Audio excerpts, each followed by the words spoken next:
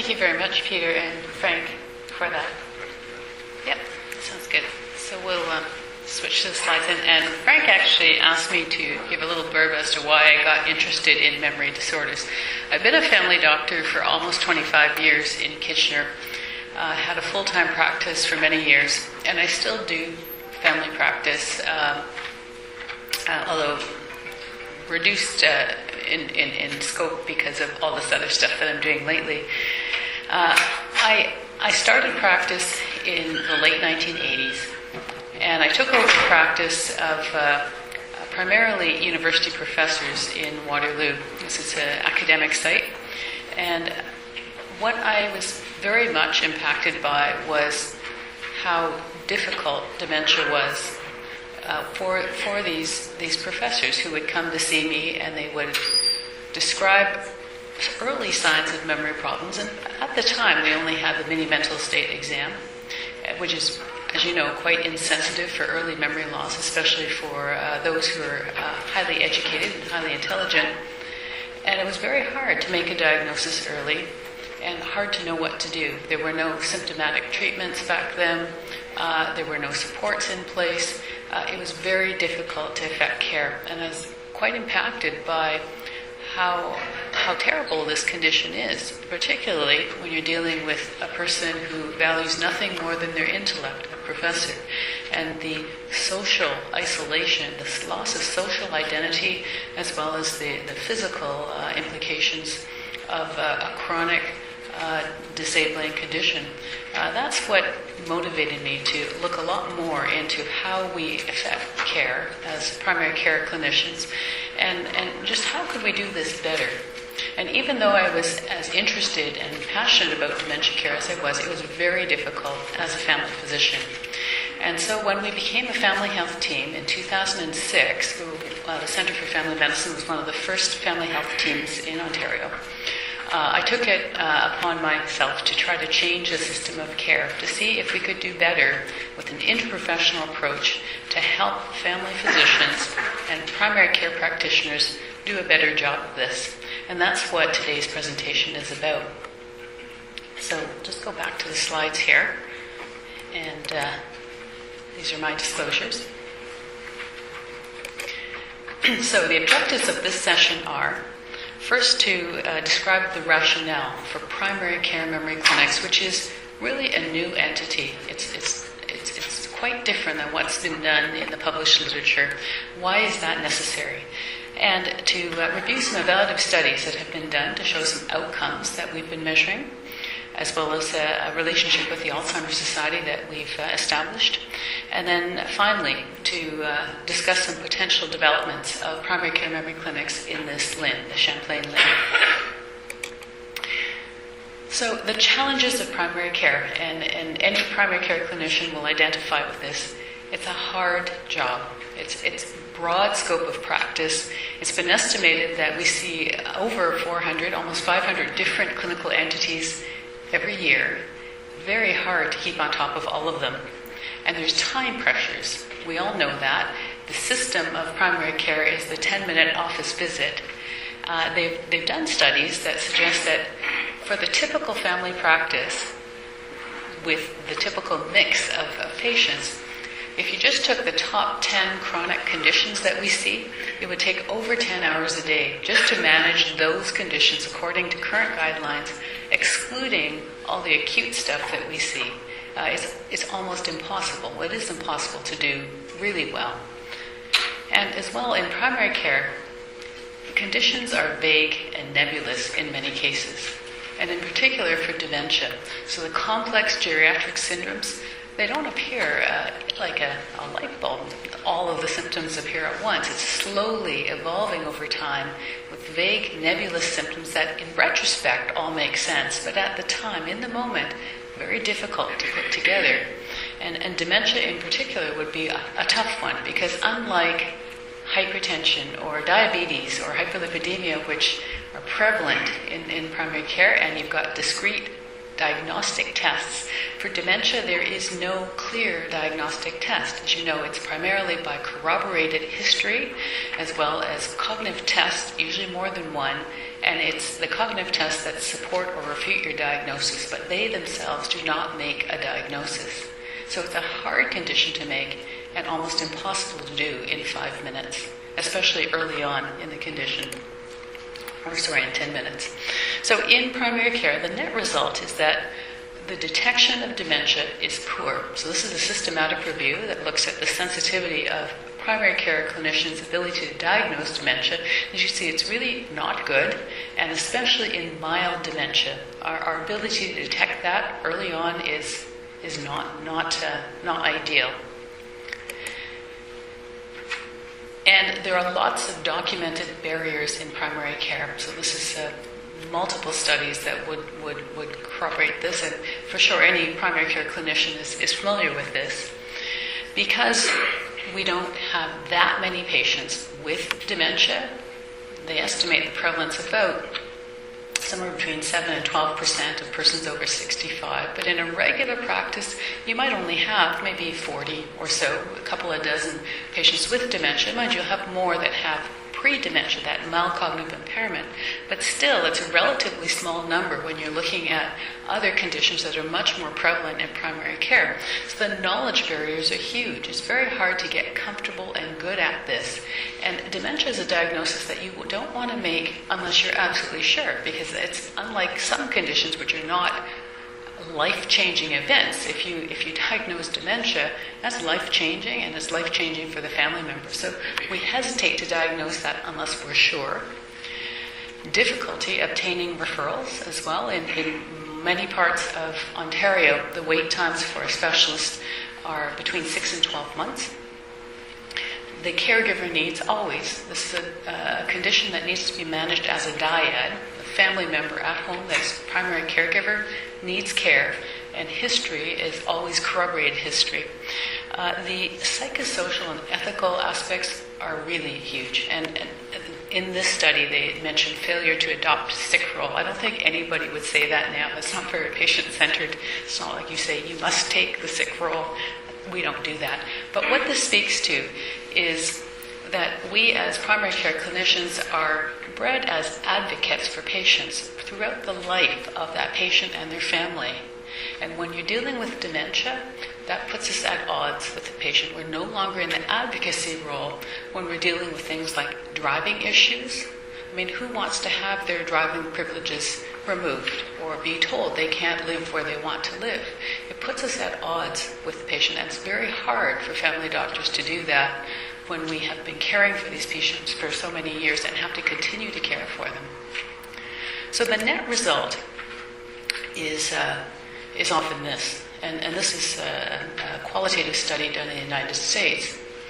But I suspect there are lots of primary care clinicians in Canada that feel the same way, unfortunately.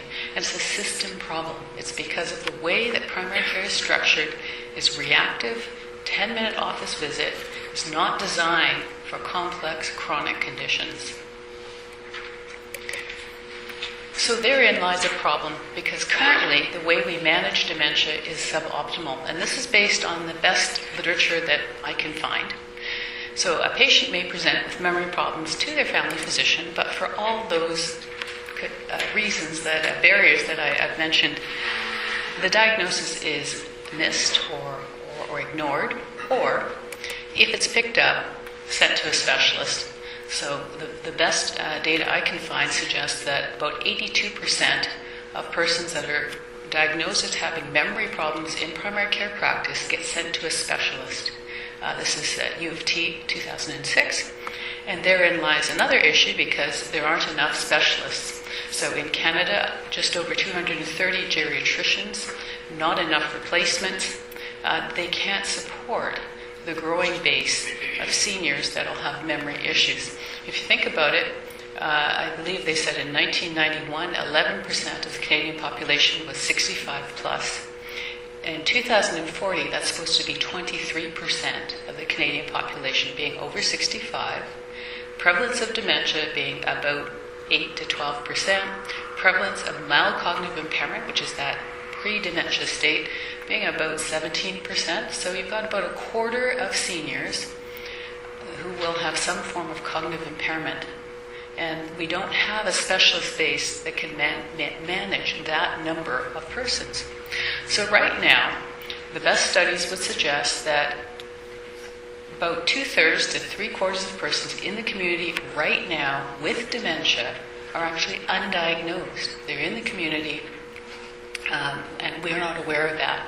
And that results in a significant amount of suffering for the patients and family members. And I would argue that some of the worst suffering that I see is actually in the early dementia stage, where the person still retains insight.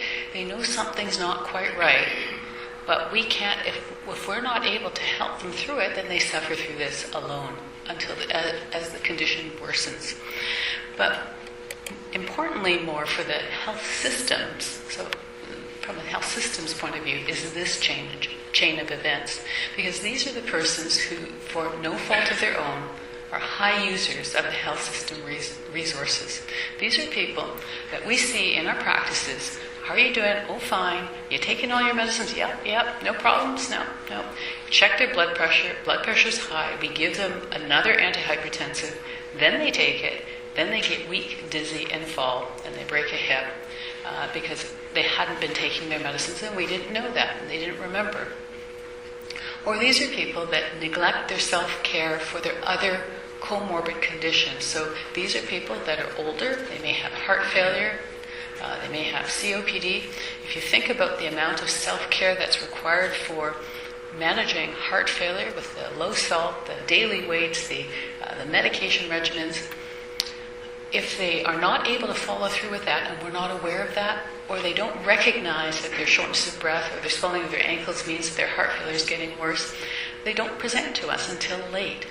So these are the people that end up in emergency room, and the CAI data would say that 50% of persons with dementia who presented to an Ontario emergency room got admitted to hospital. It's because they're in medical crisis. And the other literature would support that. That is, that people that get admitted with dementia are not admitted because of dementia. They're admitted 80% of the time due to other comorbid conditions. The number one admitting diagnosis is syncope and falls. That's 20%. The second is heart failure or cardiovascular disease. Okay? So these people get admitted to hospital, and as you know, 1/4 of them will develop delirium. If they have dementia, they're at much higher risk of delirium. So at least 1/4 get delirium, of which 1/5 will not fully recover. So it means their cognition is worse after than before they entered hospital. And 1 in 7 will get placed into institutional care directly from hospital. So these are people that can't go home. They become ALC, alternate level of care. And it's enormous use of our ALC hospital beds. 30% of ALC hospitalization days is attributed to dementia, according to CAI. And big cost. The average cost of a single hospitalization for a person with dementia is now over $19,000. And this is CAI data. And then at the other end, as you know, in long-term care, institutional cost is about $50,000 a year to our system. So it's this chain of events that is a driver of health system resource. And I would say, again, it's not their fault. It's a system issue. So from our perspective, the solution is to work backwards into primary care, to unmask these people that have unrecognized memory disorders and to support them better. It may be a matter of blister packing their medicines to make sure that they're adhering appropriately. It may be making sure they're in a system of care for their other comorbid conditions. There's a study that showed that if you did nothing more than identify the people that have dementia and support their family member, the family member caregiver, with 6 sessions of counseling, you can delay institutionalization by 1.3 years. So that's $50,000 a year. 1.3 years delay in institutionalization just with that intervention alone.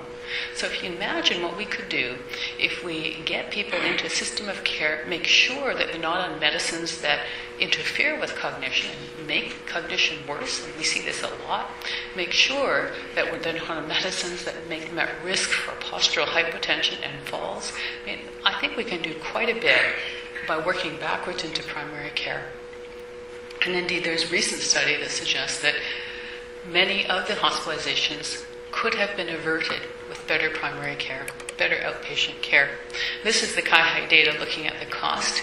I put in the top 4 costs, the so-called geriatric giants of dementia, heart failure, fractures, and COPD, and these are not mutually exclusive.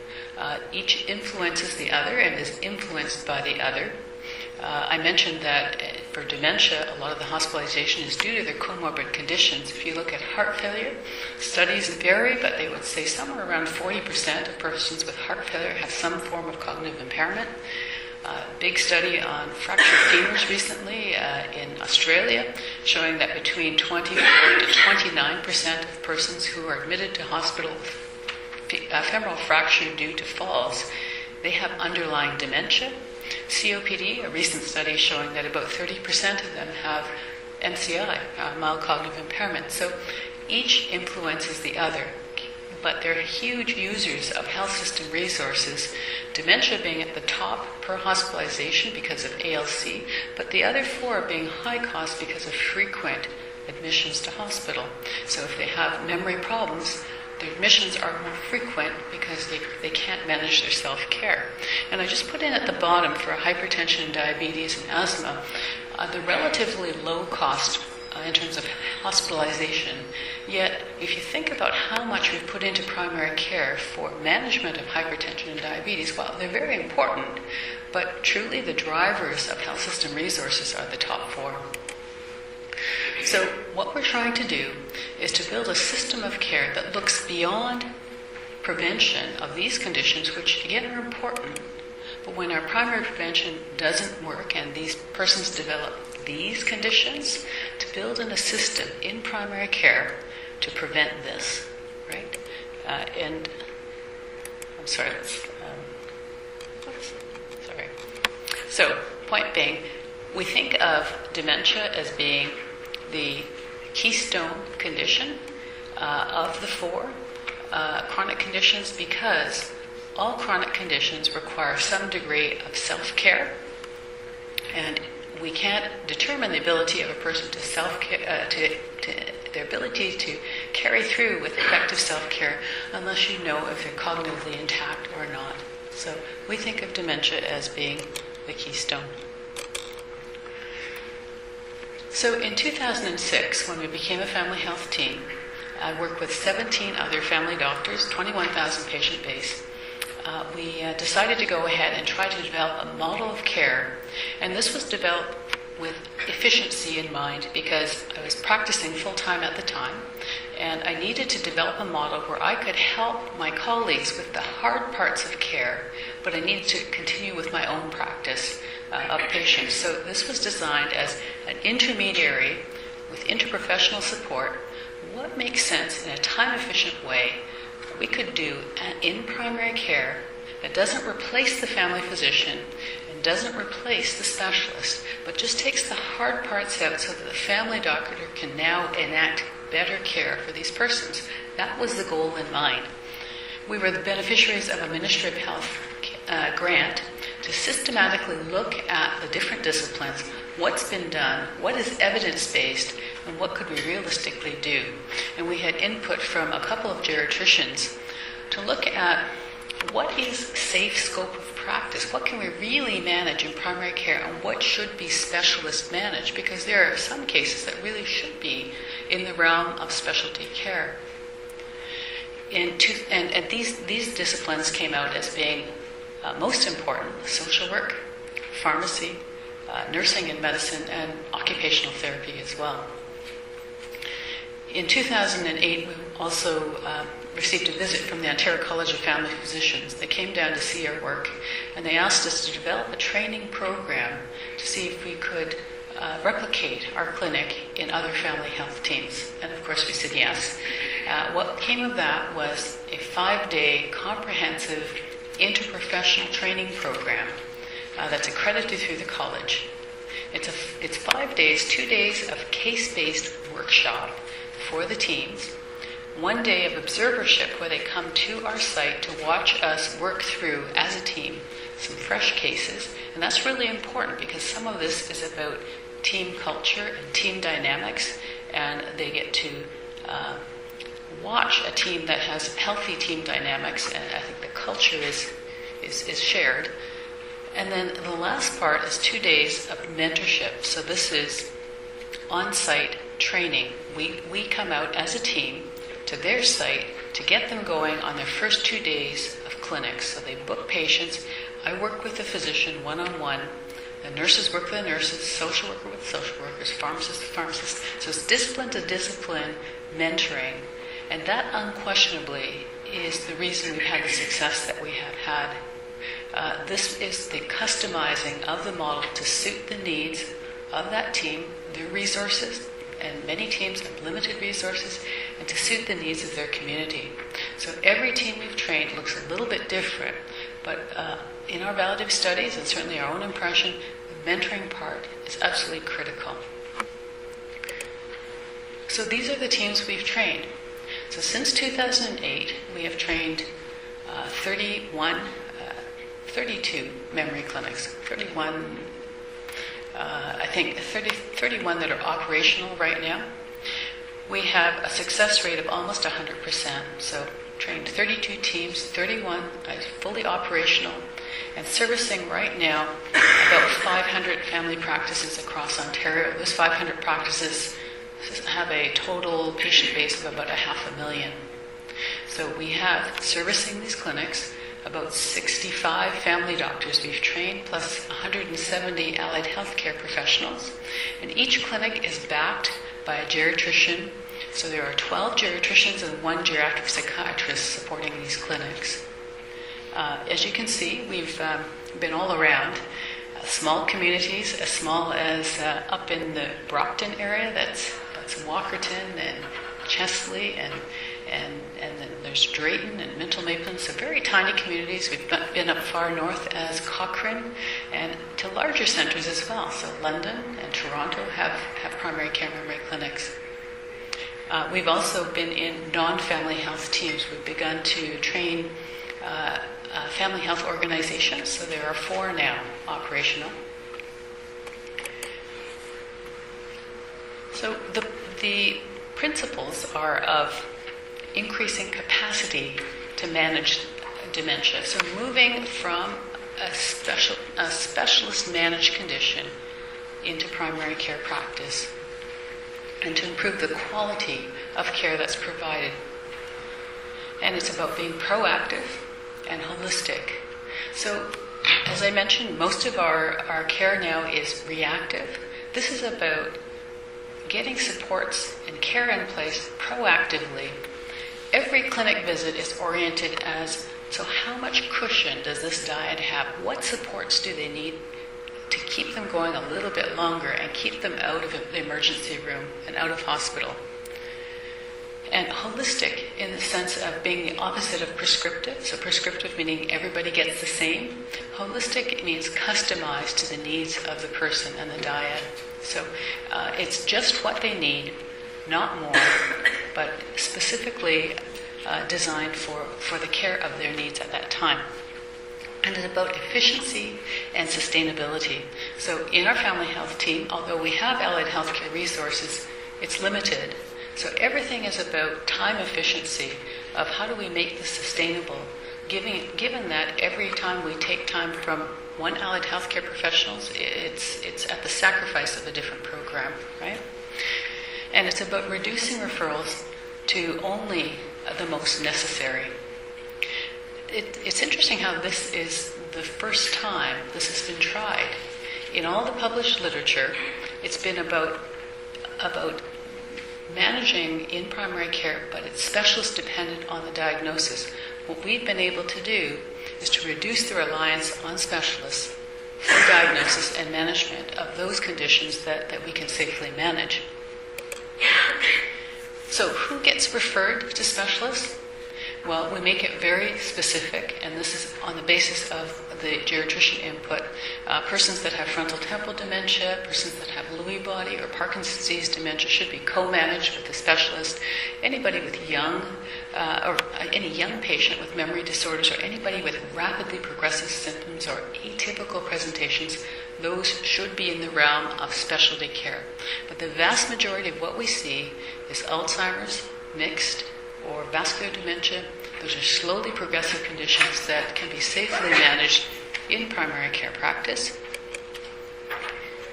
And how have we done? Well, we've done quite well. I'll just say right off the bat, we've been able to reduce the referral rates from, as I mentioned, normally 82% down to less than 10%. In fact, it's 9% referral rate overall amongst our clinic and the clinics that we've trained. So it is a unique model, and it's the first time that's been demonstrated in the published literature. And I'll show you some of those studies in a minute. So you can view us as an intermediary that is positioned as the interface between the family physician and the specialist. The team members vary in composition. There's usually 1 to 3 family physician leads for the diagnosis. So these are family physicians that are part of the family health team or family health group. They are taken from that group and trained with the team on dementia care. There's usually a couple of nurses. Some have nurse practitioners. Ideally, there should be a social worker and a pharmacist, although only about half the teams have pharmacists. The Alzheimer's Society member is turning out to be a critical team member as well. So since 2011, we've encouraged an Alzheimer's Society chapter member to be actually part of the team. And every team, as I mentioned, is backed by a specialist for email or telephone support to the family physician for confirmation or for asking questions to avert unnecessary referrals. And it's very efficient. So 1 day a month can support a patient base of 10,000. So if the family health team has 10,000 patients, this clinic only needs to run once a month. And that's been shown across all of the teams we've trained. If it's 20,000 patients, it's twice a month. So highly efficient use of valid healthcare resources and family physician time who are trained, because these 60 plus family doctors all have full-time practices as I did. And we can't take away from the regular family practice. So by design, it's only just the most difficult parts of dementia care that they're looking after. And these are early accurate diagnosis, driving issues, system navigation, and then towards the end, behavioral issues. So those are the tough things for regular family doctors that these teams learn to do very, very well. And as I mentioned, the referral rates across the board in the teams we've trained, the first 22 teams we've trained, have been less than 10%, so 9%. It's about building capacity for an aging population. To our knowledge, again, in the published literature, it's never been shown that primary care can actually do this. But the implications are huge in that it means now we can actually build capacity using the existing resources we have. Understanding that we don't have a lot of geriatrician resources, we're using them much more wisely, actually probably elevating their role to a very important role for the most complex or most difficult, and leveraging the strong primary care infrastructure that we have in Canada. So using primary care more wisely. And it is unique. So here's our first publication. This was in the Journal of the American Geriatric Society in 2010. This is the evaluative study of our clinic, the Center for Family Medicine's clinic. 3 years of data from inception till 2009, I believe. It was independently evaluated by a health systems evaluator in London, Ontario, and looked at every patient chart. And what came of that was 8% referral rate. I was not aware of that. I was actually quite surprised. It was only 8%. In fact, I was a little bit worried that maybe that was that appropriate. And that's why we asked 2 geriatricians. One is a geriatrician who is area of expertise in chronic disease management, and another is considered one of the top 20 cognitive experts in Canada. She only does cognition, to audit my charts. So 30 consecutive charts using the College of Physicians and Surgeons guidelines for chart audit. There's about 14 different criteria. They independently evaluated these 30 charts, and I'm happy to say they had no concerns with the care that was provided on any of those aspects. So that's published. So more importantly, is this generalizable? Is this just about our team, or can this be shown in other teams? This is the results of the first 22 teams that we've trained. This has been submitted for publication in Journal of American Geriatric Society. The authors include George Heckman and Michel Gagnon and Michael Borey, who are all geriatricians. And it was funded largely by CHR to look at 5 of these teams very intensively, very detailed evaluation, including chart audits of those 5 consecutive sites. And the other teams were evaluated with funding from McMaster and from our center to a less extent. It was just whatever I could evaluate based on the funding we had. So this study incorporates 124 allied healthcare professionals that we trained, the first 22.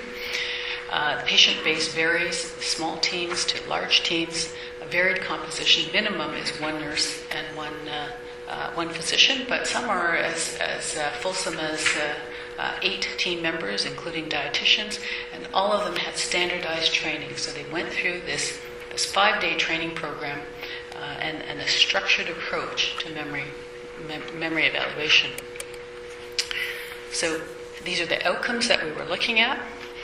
The establishment of clinics, wait times, the numbers of referrals made to specialists. In the 5 teams we had CHR evaluation of, we had patient and family member satisfaction surveys and referring physician satisfaction surveys, and we looked at did practice actually change as a result of the knowledge translation, and then also quality of care. The 5 CHR teams all got chart audits by 2 geriatricians independently. So I show you some of the outcomes here. There are 582 patient charts assessed, that is, patients that have data on them. The charts were really from 5 teams. Wait time on average was 1.4 months, which is very favorable compared to wait times for most specialists for dementia. 35% were within a month's time. The important measure here is that the referral to the specialist, again, was 8.9%. So in my clinic, it was 8%. Across the board for these 13 and 15 sites is just under 9%. Which is interesting because they were not aware of our referral rate. We did not publish that, and I didn't make it known because I didn't want to contaminate the results of these teams. It came in so close to ours. So I think that speaks to the system, the change in system that makes this doable. With the right training, primary care can actually do this. It's nothing particularly special about what we're doing in our clinic. It's the program and the training, and it is generalizable. Patient and caregiver satisfaction. So of the respondents that we got, very highly satisfied. So very or extremely satisfied with most of the surveys we got back. And more specifically, we asked them, did you feel were you able to get... Attention, post-stroke emergency, because obviously, urgent. We asked them, did you feel able to get an appointment in good time? Almost 92% said yes.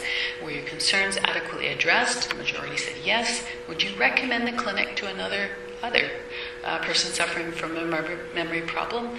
Again, 95% said yes. I think the most important is the bottom one. Was this clinic visit a valuable addition to your regular family physician care? And the vast majority said yes. How did practice change? So we asked them to evaluate their practices pre-training and then 6 months post-training. And as you can see, most were doing much more of what is considered best practices in dementia assessment. So use of standardized tools for executive functioning and a structured approach, doing much more of after the training. Screening for fitness to drive, 25% were doing that on a regular basis pre-program. Afterwards, 80% said they were doing more of that, using an interprofessional approach as well. I think we found statistically significant changes in their practice behaviors as a result of the training.